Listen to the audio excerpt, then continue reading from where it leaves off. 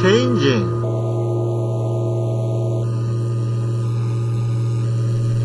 Everybody wake up? Nobody's sleeping, right? It's changing. It's changing. Reason is, in the beginning, the amplitude of vibration is very large. At that time, the stiffness, equivalent stiffness, which I mentioned in the last lecture, equivalent stiffness is different with the equivalent stiffness when it vibrates in small amplitude. Right? When you have a large amplitude, the equivalent stiffness is smaller than the equivalent stiffness when it has a smaller amplitude. Therefore, as the amplitude of vibration is decreasing, the frequency, natural frequency, which is proportional to the equivalent stiffness, has to be changing. Okay, that's interesting. That we call nonlinear. Because of a linear system, natural frequency is never changing, but because it is nonlinear, natural frequency is changing, can be changed. Therefore, when I hit very loud, the frequency is changing, but when I hit it softly, it's not changing. So, this is a simple, popular musical instrument, but it is associated with many, many interesting physical behavior. And can be considered membrane? Membrane? Yeah. Why?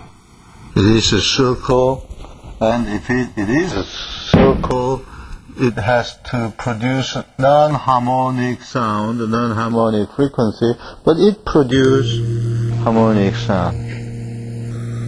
I am asking you again, as this can be considered membrane? You must say no. Yes? No. Okay, thank you. Right? This is not membrane. Okay? Okay? Right? Now how can we see the physics of membrane? Okay. For the membrane case, the governing equation is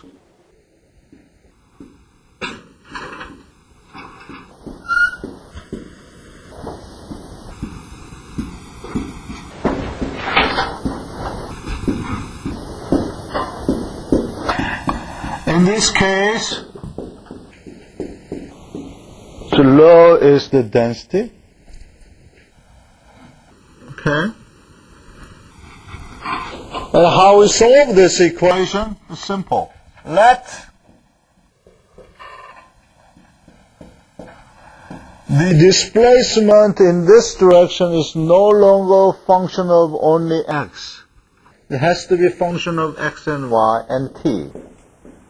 Therefore, I assume that it can be separable in x direction as well as in y direction and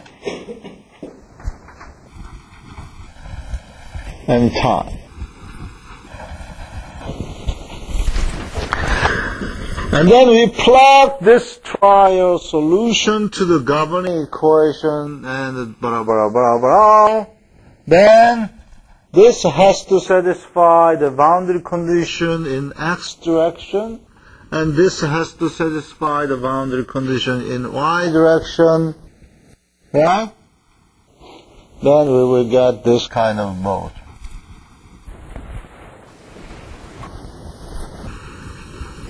Okay?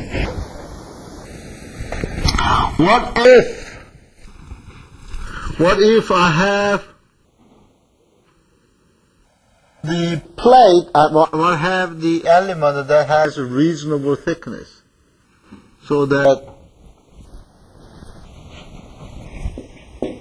the element can transmit bending rigidity. What if we have an element or a structure that can transmit,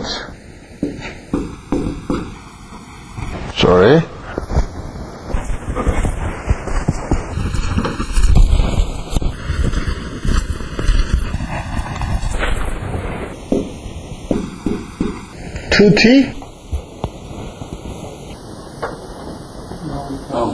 1T? Okay. Transmit bending rigidity.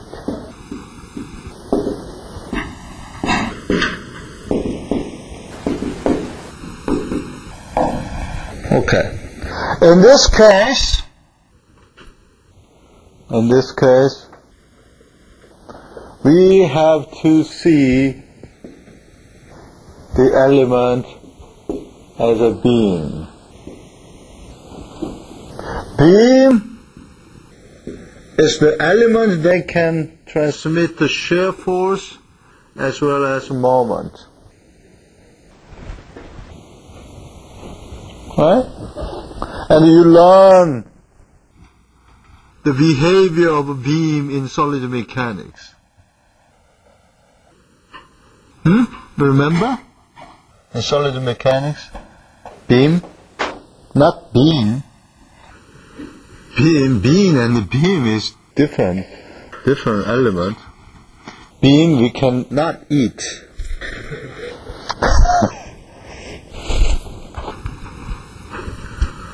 Okay. Therefore, we need to study the vibration of a beam. How? How do we study vibration of a beam? Okay, let's go back. How we study the string. We study the small behavior of a small infinitesimal element, right?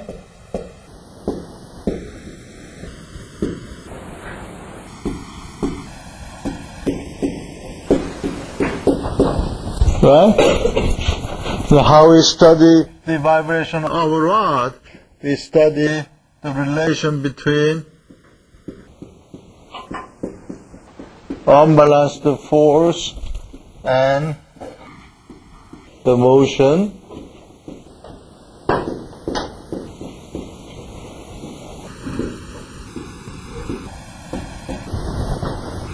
Right?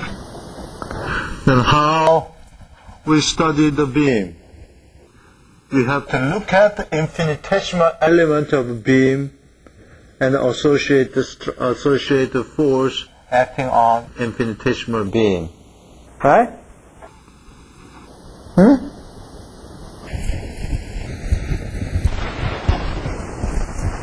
Right? You don't agree? Are you already wrote down? And you're thinking. Okay. Right? Kono, right? Okay. So you will explain how to do in the next lecture. Are you you want to do the next lecture?